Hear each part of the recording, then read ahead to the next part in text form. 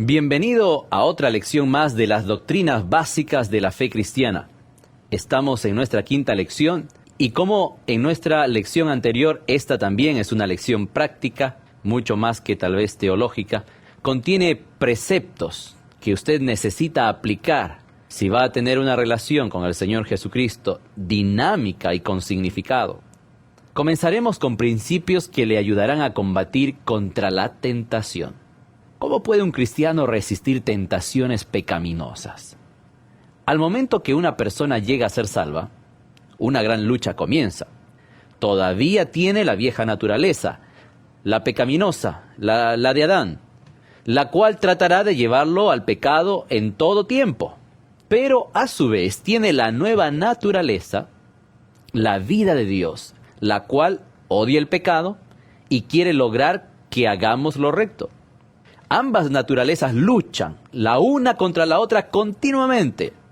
La cuestión es, ¿cuál de ellas vencerá en nuestro interior? La respuesta se encuentra en Gálatas capítulo 5, versículos 16 y 17, y en Romanos capítulo 8, versículos del 5 al 8, y la clave allí es que alimentemos a nuestra naturaleza divina, la cual recibimos de Dios. La vieja naturaleza es incurablemente mala, no puede ser mejorada y no será removida hasta que el cristiano llegue al hogar celestial. Dios la condenó cuando Cristo murió en la cruz y quiere que los cristianos la tratemos como si estuviera muerta. Así nos anima Romanos capítulo 13, versículo 14, y nos anima a no avivarla, a no alimentarla. Nunca le dé usted la oportunidad. La nueva naturaleza inspira al cristiano a hacer lo bueno. Debería ser motivada y alimentada. Esta entonces es la manera en cómo los cristianos resistimos la tentación. La nueva naturaleza inspira al cristiano a hacer lo bueno. Debería ser entonces motivada y alimentada. Esa es la manera como los cristianos vencen la tentación, diciendo no al mundo, a la carne y al diablo. Al mismo tiempo, el creyente debe nutrir la nueva vida que tiene en su interior. Lo que le mencionaré a continuación son sugerencias prácticas de lo que podríamos hacer. En primer lugar, para poder alimentar esa nueva naturaleza que nos fue dada de Dios, debemos leer la Biblia. Por favor, lea la Biblia, estúdiela, memorícela, medítela, obedézcala. Como dice Salmo 119, versículos 9 y 11. Aprendemos que la palabra de Dios nos ayuda a guardarnos del pecado. Debe estar seguro, por lo tanto, que aparte un tiempo definido cada día para la lectura de la palabra de Dios. En segundo lugar, es importante orar. Debemos orar sin cesar. Cada vez que usted se enfrente a una tentación, clame a Dios por ayuda, como dice Hebreos capítulo 4, versículo 16. Primera Corintios capítulo 10, versículo 13 enseña que Él le dará fuerzas para vencer. Si trata de resistir por su propia fuerza, seguramente fallará. Dijimos que es importante el estudio de la Biblia, es importante la oración, pero también le animo a que busque el compañerismo de creyentes y no de los impíos. Así nos aconseja Proverbios capítulo 1, versículos del 10 al 16, y Hebreos capítulo 10, versículos 24 y 25. Frecuentemente es necesario trabajar y vivir con no creyentes, y en tales casos deberíamos testificarles con nuestras bocas y con nuestras vidas de Jesucristo, pero no deberíamos unirnos a ellos en sus placeres y diversiones mundanas. Efesios capítulo 5, versículo 10, nos manda hacer eso. También es muy importante que obedezcamos lo que nos dice Primera de Juan 1:9, que si confesamos nuestros pecados, Él es fiel y justo, para perdonarnos de todo pecado y limpiarnos de toda maldad, dice ese versículo. Por lo tanto, confiese sus pecados inmediatamente, tan pronto como usted sea consciente de que ha ofendido a su Padre Celestial por un pensamiento pecaminoso, palabra o hecho. Pida su perdón inmediatamente. No espere hasta la noche o hasta el fin de semana. No encubra sus pecados, o si no, usted no prosperará. Proverbios capítulo 28, versículo 13 declara eso. Por otro lado, manténgase ocupado para el Señor. Alguien ha dicho que manos ociosas son el taller del diablo. Entregue su cuerpo al Señor para usarlo como Él desea. Romanos capítulo 6, versículo 19 nos anima a entregar nuestros miembros para servir a la justicia. Hay muchísimo trabajo para hacer y estará sirviendo al mejor de los maestros además. También, involúcrese en algún ejercicio físico. El ejercicio físico es provechoso. Eso dice 1 Timoteo capítulo 4, versículo 8. Debido a que el cuerpo del creyente es el templo del Espíritu Santo, deberíamos usar medios razonables para mantener nuestro cuerpo en buena salud y fortaleza. De cualquier manera, no deberíamos permitir que el deporte asuma un lugar de tal importancia, tanto así que las cosas espirituales lleguen a ser ahogadas y no tengamos tiempo para practicarlas. 1 Corintios capítulo 6, versículos 19 y 20, le animo a leer estos versículos. Otra recomendación para poder vivir en victoria espiritual y tener alimentada a nuestra nueva naturaleza que hemos recibido de Dios, es que usted deje pasar hambre a su vieja naturaleza. Dijimos hace un momento que a la naturaleza que alimentemos más es la que va a vencer. Pues deje pasar hambre a su vieja naturaleza, no la alimente. Sea cuidadoso con lo que lee, con lo que mira, a dónde va, y también sea cuidadoso con lo que escucha. Eso nos advierte Colosenses capítulo 3, versículos del 5 al 9. Otro consejo práctico: alimente la nueva naturaleza. Ocúpese con Cristo. Cuando está pensando acerca de Él, no puede estar pensando en el pecado. Colosenses capítulo 3, versículo 10 al 14. Allí nos dice que debemos alimentar a nuestra nueva naturaleza, vistiéndonos del Señor Jesús. Esto es realmente el secreto de una vida santa: ocuparnos de y con Cristo. Una regla fija en nuestra vida es que llegamos a ser tal como es el objeto de nuestra adoración. 2 Corintios capítulo 3, versículo 18, nos enseña que llegamos a ser como Jesucristo mientras le contemplamos en el espejo de su palabra. El Espíritu Santo que mora en nosotros nos cambia a la imagen y semejanza de Cristo. Ocuparnos con otras cosas nos trae distracción.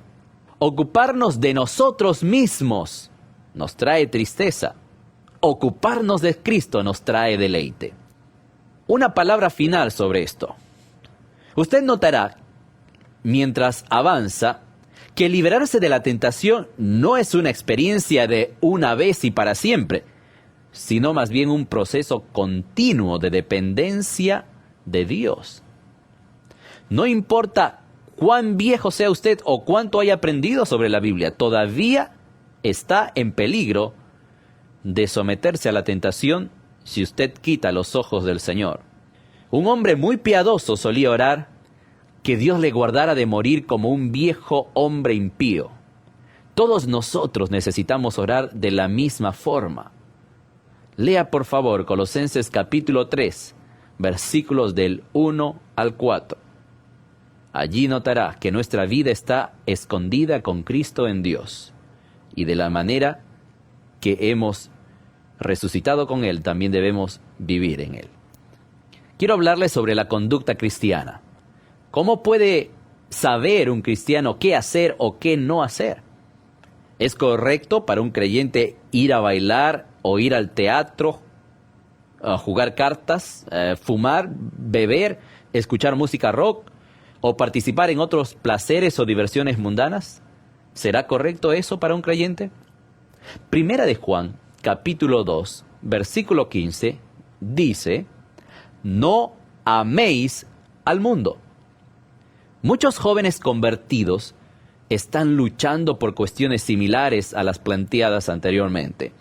Ellos encuentran que ciertas prácticas están claramente condenadas en la Biblia, pero que hay muchas otras que no están mencionadas. Es el propósito de este tema proveer al estudiante de una serie de estándares, de normas, de principios que pueden ayudarle a decidir si debería o no involucrarse en actividades cuestionables. Una pregunta que debería hacerse uno a sí mismo cuando se encuentra en esta disyuntiva es: ¿lo haría Jesús? ¿Esto que quiero hacer, lo haría Jesús? Primero de todo, ¿está claramente prohibido por el Señor para los creyentes hoy? ¿Aquello que quiero hacer está claramente prohibido por el Señor para los creyentes hoy? Si es así, evítelo como una plaga mortal. Si usted no lo sabe, no lo haga hasta que haya tenido la oportunidad de tener una respuesta sobre el tema. Lea por favor 1 Tesalonicenses 5:22. Entonces, ¿hay algo en ello que pueda glorificar a Dios? Esta debería ser una siguiente pregunta. En aquello que quiero hacer, ¿hay algo en esa actividad, en ese pensamiento, en ese sentimiento que pueda glorificar a Dios? En 1 Corintios capítulo 10, versículo 31, leemos esta declaración plena: todo lo que hagas, hazlo para la gloria de Dios. Antes de involucrarse en dicha actividad en cuestión, ¿puede usted honestamente pedir la bendición de Dios sobre dicha actividad? Y al pedir usted la bendición honestamente, ¿lo puede hacer creyendo que será honrado a través de su participación? Y orando honestamente por la bendición de Dios, ¿cree usted que Dios será honrado a través de su participación? Otra pregunta para hacernos en una situación así ¿es esto del mundo? Si lo es, entonces no es de Cristo. El Señor Jesucristo, al referirse a sus discípulos, dijo de ellos que ellos no son del mundo, como tampoco yo soy del mundo. Esa declaración se encuentra en Juan capítulo 17, versículo 16. Él no era del mundo en absoluto. Él estaba aquí, pero no era de aquí. Lea usted, por favor, 1 de Juan capítulo 2, versículo 15 al 17. Y si Él hubiera estado aquí en este momento, en el momento que usted tiene aquella actividad que resultaría una tentación, ¿lo hubiera hecho el Señor? Si Él estuviera aquí conmigo, ¿lo hubiera hecho el Señor? Él nos ha dejado ejemplo para que sigamos sus pisadas, nos dice 1 de Pedro capítulo 2, versículo 21. Otra pregunta para hacernos, y teniendo en cuenta de que Él podría venir a buscarnos en cualquier momento, ¿le agradaría a usted ser encontrado por el Señor haciendo eso justo cuando Él venga? Alguien sabiamente ha remarcado: no hagas nada. Digo nada. Ni vayas a ningún lugar que te causase vergüenza si el Señor regresaría en ese momento. También así nos dice 1 de Juan, capítulo 2, versículo 28. ¿Puede sentir libertad de hacerlo cuando recuerda que el Espíritu Santo de Dios mora en usted? 1 Corintios capítulo 6, versículo 19, dice: ¿o ignoráis que vuestro cuerpo es templo del Espíritu Santo, el cual está en vosotros, el cual tenéis de Dios, y que no sois vuestros? Por otro lado, esto que usted se ve tentado a hacer, ¿es una conducta apropiada para un hijo de Dios? ¿Es una conducta apropiada para un hijo de Dios? Cuando un hijo del rey procede de una manera indigna, acarrea desgracia sobre el nombre de su padre. Así hacemos los cristianos si nos comportamos de una manera inapropiada. Eso nos enseña Romanos capítulo 2, versículo 24 y Colosenses capítulo 1, versículo 10. También debería usted preguntarse ante algo así: ¿qué efectos tendrá su conducta sobre otros? Porque tarde o temprano, las decisiones que tomamos afectan de una u otra manera a los que están alrededor de nosotros. ¿Será un buen testimonio a los no salvos? ¿O creerán que no hay realmente diferencia entre un cristiano y un incrédulo? Segunda Corintios capítulo 5, versículo 17 dice: de modo que si alguno está en Cristo, nueva criatura es. Las cosas viejas pasaron, todas son hechas nuevas. Nuestra conducta debería ser diferente de la de alguien que no es creyente. Además, ¿será esto que yo pienso ser causa para que alguien nuevo en la fe tropiece? El apóstol Pablo nos advierte que ninguno de nosotros debería ser piedra de tropiezo o una ocasión de caer en el camino de un hermano. Léalo usted mismo en Romanos capítulo 14, versículo 13. Finalmente, otra pregunta para hacernos es: ¿hay la menor duda de esto en mi mente? Si hubiera duda, entonces no lo haga.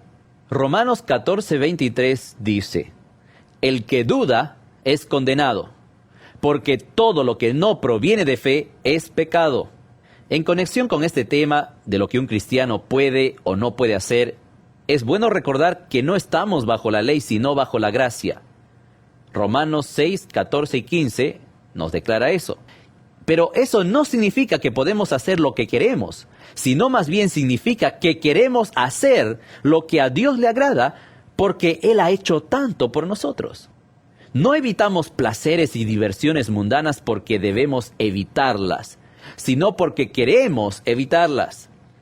La razón por la cual queremos hacerlo de esa manera es porque Cristo murió por nosotros y ahora nuestras ambiciones son para vivir de una manera agradable a Él. Así dice 2 Corintios capítulo 5, versículo 14 y 15. Dios no dice: si se privan de placeres pecaminosos, entonces serán cristianos. No, Él no dice así, sino que más bien Él dice: en efecto, y se lo dice a los creyentes, ustedes son cristianos. Ahora vivan de una manera que sea consistente con su alto llamado. Así dice Efesios capítulo 4, versículo 1, que debemos andar como dignos del Evangelio y del llamado que tenemos de parte de Dios. Existe la posibilidad que un cristiano olvide su digna posición y se vaya en pos de las cosas del mundo. En tal caso, Dios le hará retornar con amorosa corrección, como un pastor que trae de regreso a su oveja descarriada, poniéndola sobre sus hombros alrededor de su cuello. Así que si la gracia de Dios es olvidada por un creyente, él será restaurado por el gobierno de Dios. Para poder decidir bien sobre un tema del cual creemos no haber algo explícito en la palabra de Dios y tenemos que usar nuestra madurez cristiana y todos estos puntos, todos estos principios que le he compartido, todo esto es necesario hacerlo dentro de un marco de oración. La oración es una parte importante de nuestra vida cristiana. ¿Qué enseña la Biblia sobre la oración? No puede haber progresos en ningún aspecto de la vida cristiana sin oración. Eso téngalo por seguro. Es por lo tanto importante para el nuevo creyente saber lo que la Biblia enseña sobre el tema. El siguiente desarrollo intenta responder algunas preguntas básicas y sobre todo en cuanto al tema de la oración. ¿Por qué orar? Porque la Biblia nos manda que lo hagamos. 1 Timoteo, capítulo 2, versículo 8. El Señor Jesús fue un hombre de oración. Si Él sentía la necesidad de hacerlo, ¿cuánto más nosotros? 1 Tesalonicenses capítulo 5, versículo 17 y 18 y Efesios capítulo 6, versículo 18 nos enseñan acerca de esa actitud de oración. Bueno, eso es por qué orar, porque la Biblia nos manda que lo hagamos. Y el Señor Jesucristo lo hacía, nosotros con mayor razón necesitamos todavía de la oración. Pero ¿cuán a menudo? Deberíamos orar varias veces cada día. Es un buen plan orar al levantarse a la mañana y al descansar en la noche, antes de ir a dormir. Entonces, durante el día deberíamos buscar al Señor cuando surgen problemas también. Cuando necesitamos ayuda o sabiduría, o cuando queremos agradecer por algo. Nehemías, este personaje bíblico, a menudo elevó al cielo oraciones en pequeñas frases, mientras estaba en la lucha de la edificación de los muros. Ciertamente cada cristiano debería inclinar su cabeza y dar gracias antes de comer sus alimentos. sea en público o en su hogar. Otra pregunta que tal vez usted se hace, usted que inicia en todo esto de la vida cristiana y nunca antes tuvo estos hábitos, tal vez dice, ¿y en qué posición debemos orar? ¿Hay alguna posición establecida? Daniel, el personaje bíblico, se arrodillaba cuando oraba. Lea usted Daniel capítulo 6, versículo 10. Así también hizo el Señor Jesús, como lo vemos en Lucas capítulo 22, versículo 41. Nehemías, por otro lado, oró mientras estaba parado delante del rey. Puede leerlo en Nehemías capítulo 2, versículo 4. En general, los cristianos se arrodillan cuando están en casa, pero es aún su privilegio hablar con Dios mientras caminan por la calle o están en sus actividades diarias. Ahora, ¿para qué orar? Entre las escrituras que responden esta pregunta está Filipenses capítulo 4, versículo 6, 1 Timoteo capítulo 2, versículos del 1 al 3, y Mateo capítulo 9, versículo 38. No hay nada demasiado pequeño ni demasiado grande por lo cual orar. Muchos creyentes encuentran ayuda teniendo una lista de oración sobre la cual registran allí por puntos o tal vez por tópicos.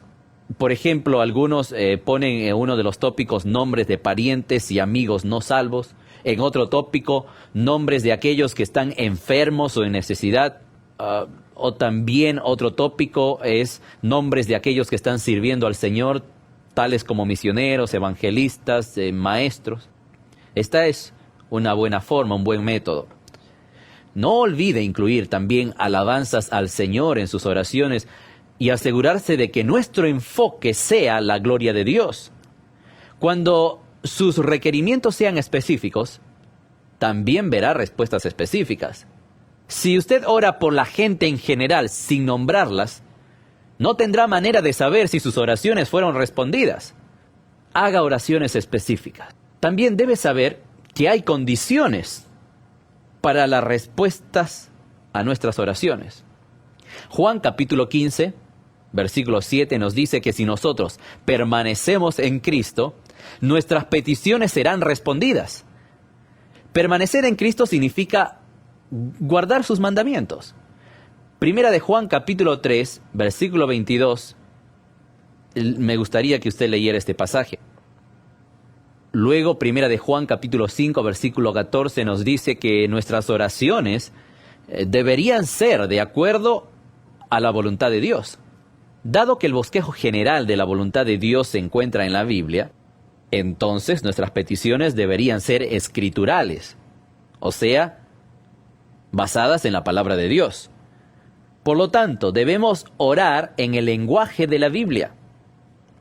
Nuestras peticiones deberían ser elevadas en el nombre de Cristo, como enseña Juan 14:13 y Juan 16:23. Cuando nosotros realmente pedimos en el nombre de Cristo, es como si Él mismo estuviera haciendo a Dios la petición. Pero otra condición para tener respuesta a nuestras oraciones, una condición muy importante es que nuestras motivaciones en nuestras oraciones deben ser puras. Lea usted, por favor, Santiago capítulo 4, versículo 3. Allí nos enseña que si nuestras peticiones son egoístas y pecaminosas, no podemos esperar una respuesta de parte de Dios. Y ya que estamos hablando de oración y de usar un lenguaje escritural, o sea, basado en la Biblia, ¿qué tendríamos que decir acerca del lenguaje de la oración? Bueno, deberíamos dirigirnos a Dios reverentemente. Los cristianos comúnmente usan las palabras tú y ti en tono familiar para dirigirse al Padre. Y aunque podemos utilizar estas palabras para hablar con Dios, no debemos olvidar la reverencia que se merece nuestro Padre Celestial. Por otro lado, hay peligros de la oración que usted debería evitar. Ahora usted dice, ¿pero cómo? ¿Al orar también existen peligros? No peligro en la oración en sí misma, sino peligro en actitudes de nuestra parte. En primer lugar, No ore para ser visto de los demás. Así nos advierte el Señor Jesucristo en Mateo capítulo 6, versículos 5 y 6. Tampoco le pida a Dios que haga algo que usted puede hacer. Ningún cristiano sano se metería en la calle entre autos en movimiento y luego le pediría a Dios que lo devuelva a la vereda. Dios le dio piernas para que usted haga eso ya por sí mismo. En tercer lugar, no pida algo que sabe que no debería tener. Dios a veces concede tales peticiones, pero envía frustraciones al alma. Salmo capítulo 106, versículo 15 nos recuerda que esto fue lo que hizo Dios con los israelitas en el desierto, cuando ellos no estuvieron satisfechos con aquello que Él les había dado para comer y pidieron lo que habían comido antes, cuando eran esclavos en Egipto. Dios les respondió y les dio lo que ellos pidieron, pero esa no era la voluntad de Dios desde el principio. Por eso, no pida algo que sabe que no debería tener. Tristemente, usted podría recibir respuesta a esa oración. En cuarto lugar, evite vanas repeticiones. Mateo capítulo 6, versículo 7. Allí usted puede encontrar lo que el Señor Jesucristo advirtió sobre las vanas repeticiones. Déjeme darle otra sugerencia sobre la oración. 1. Si usted encuentra que su mente se distrae cuando está de rodillas, trate de orar en voz alta. Esto le ayudará grandemente a concentrarse. 2. No se desanime si su respuesta no llega inmediatamente. Las respuestas de Dios nunca son demasiado tempranas como para perder la bendición de esperar en Él, y tampoco nunca son demasiado tardías como para pensar que hemos confiado en Él en vano. 3. Si la respuesta de Dios no es exactamente lo que usted ha pedido, recuerde esto: Dios se reserva el derecho de darnos algo mejor de lo que pedimos. Nosotros, muchas veces, no sabemos qué es lo mejor para nosotros mismos, pero Él sí sabe. Y así, Él nos da lo que nunca podríamos pedir o pensar. Lee usted Efesios capítulo 3, versículo 20.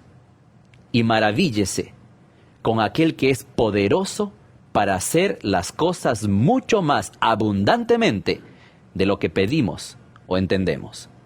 Mi amigo oyente, de esta manera acabamos con esta lección de esta serie Doctrinas Básicas de la Fe Cristiana, y creo que hemos disfrutado juntos de entrar en estos temas tan básicos de la vida cristiana, y que si usted y yo lo ponemos en práctica, sobre todo este tema de la oración, de la meditación de la palabra de Dios, realmente va a producir un efecto impresionante y un efecto que va aún a servir de bendición a otras personas, las personas que le rodean. Antes de terminar, déjeme compartir con usted este pensamiento. Vivir la vida cristiana es una experiencia sublime y de recompensas.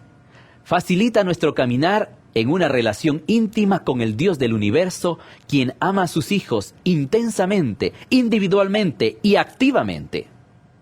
Todos estos consejos prácticos que he compartido con usted en esta lección le ayudarán consecuentemente a experimentar la presencia de Dios y su obrar en su vida.